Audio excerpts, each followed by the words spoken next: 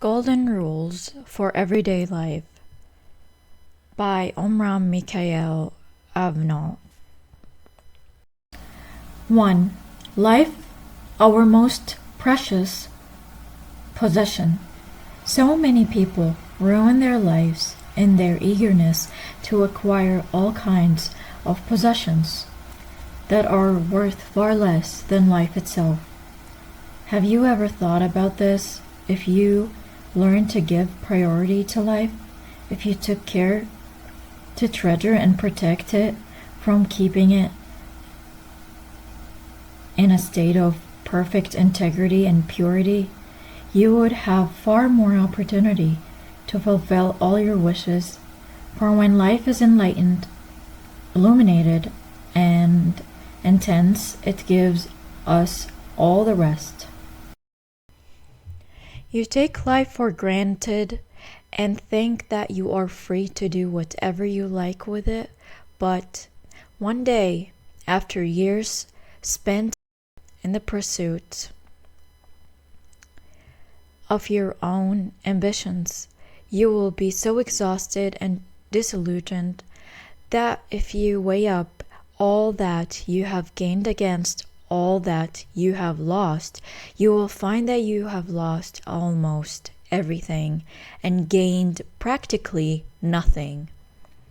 People say, since I possess life, I can use it to get all the other things I want: money, pleasure, knowledge, glory, etc. And they draw heedlessly on their reserves. Until one day there is nothing left and they are obliged to give up all their activities. It is senseless to behave like that, for in losing your life you lose everything. The essential thing is life itself. You must protect, purify, and strengthen it, and reject whatever hampers or inhibits it. Because it is thanks to life that you will obtain health, beauty, power, intelligence, love, and true wealth. Henceforth, therefore, work at embellishing, intensifying, and sanctifying your life. You will soon feel the results, for a pure, harmonious life reverberates in other regions and touches a multitude of other entities, and they will come to help and inspire you. 2. Let your material life be consistent with your spiritual life. Nobody asks you to imitate certain mystics and ascetics who fled from the temptations and difficulties of the world, and to neglect your material life while dedicating yourself exclusively to prayer and meditation. On the other hand, more and more people today are totally absorbed by material concerns, and that is not the right solution either. Everyone should be in a position to work, earn a living, and have their own family, and at the same time possesses the inner light and the methods they need to work at their own evolution. You have to develop both the spiritual and the material aspects of your lives to be in the world while at the same time living a heavenly life. This is the goal you should aim for. It is difficult, to be sure, because you are still at the stage where, when you engage in spiritual activities, you let your material affairs go to pieces, and when you take care of your material affairs, you neglect your spiritual life. But you must have both. Both are necessary and both are possible. How? Well, before undertaking anything, always say to yourself, my goal is to obtain true light, love, and power? Shall I get them by doing thus and so? Examine the situation carefully, and if you see that such or such an activity or interest deflects you from your ideal, abandon it. 3. Dedicate your life to a sublime goal. It is very important to know for whom and for what purpose you are working, because it is this that determines the orientation of your energies. If you dedicate yourself to a sublime ideal, your life will continually grow in richness, strength, and intensity. It is like a capital investment. You place your capital in a heavenly bank so that instead of deteriorating or going to waste, it increases and makes you richer. And when you are richer, you will be in a position to learn better and to work better. He who abandons himself to pleasures, emotions, and passions squanders his capital, his life, because all those things have to be paid for, and he pays for them with his life.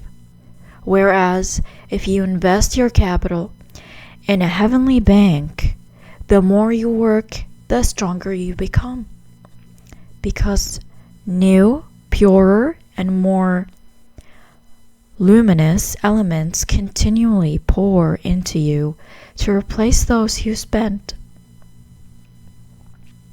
4. Our daily life, a matter that must be transformed by the Spirit. You must learn to infuse into all your actions, into even the simplest things you do in your daily life, forces and elements that enable you to transpose them onto a spiritual plane, and in this way to reach a higher level of life. Take any ordinary day. As soon as you awake in the morning, a series of events, thoughts, feelings, and actions is set in motion.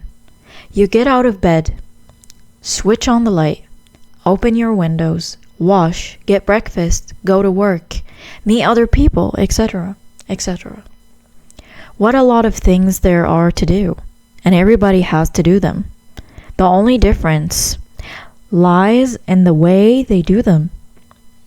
Some do them mechanically, automatically, but those who have a spiritual philosophy try to introduce a purer and more intense life into each action, so that everything they do is transformed. Everything takes on new meaning, and they feel constantly inspired.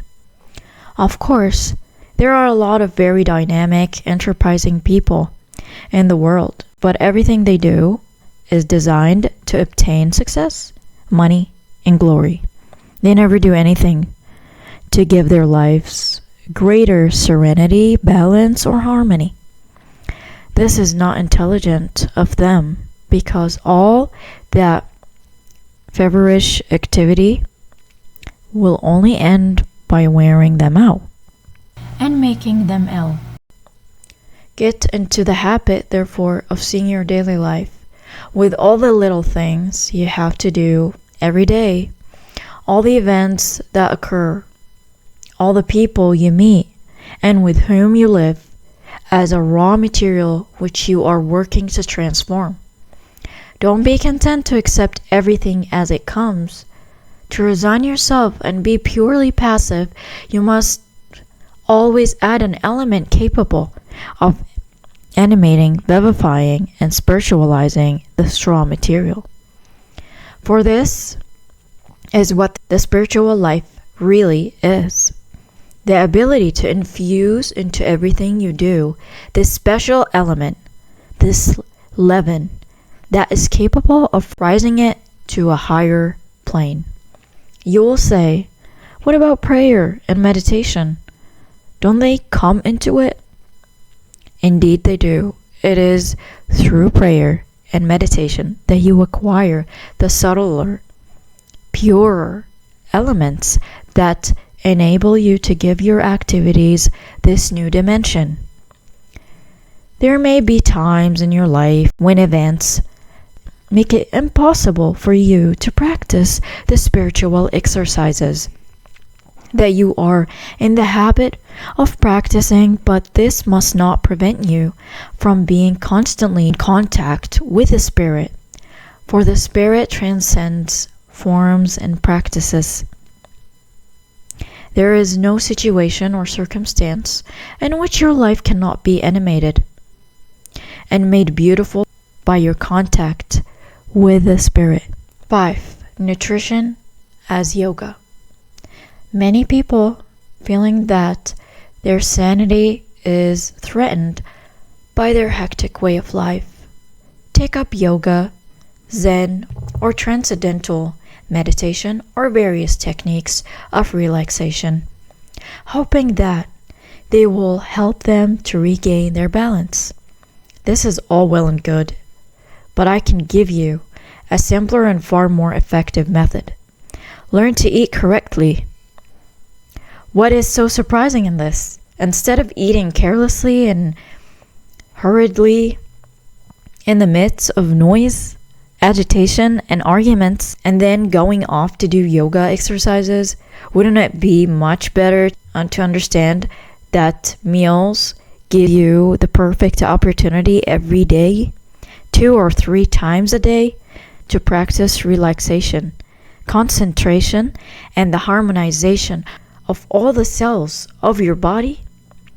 When you sit down to eat a meal, begin by ridding your mind of anything that may prevent you from eating in peace and harmony. And if you don't succeed at once, wait until you are calm before beginning to eat. If you eat while you are upset, angry, or irritable, that agitation and lack of harmony will affect your vibrations and communicate itself to everything you do. Even if you try to appear calm and in control, you will convey a sense of agitation and tension. You will make mistakes, bump into the furniture or into other people, and speak thoughtlessly, causing people to withdraw their friendship and doors to be closed to you.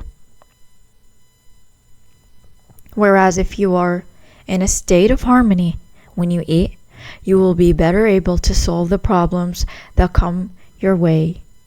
And even if you spend the rest of your day rushing from one activity to the next, you will be inhibited by a peace that nothing can destroy. Only if you begin at the beginning with little things, you will be able to go on to much greater things. Don't make the mistake of thinking that fatigue is always a result of overwork. It is very often caused by a wasteful use of energy. And this applies here.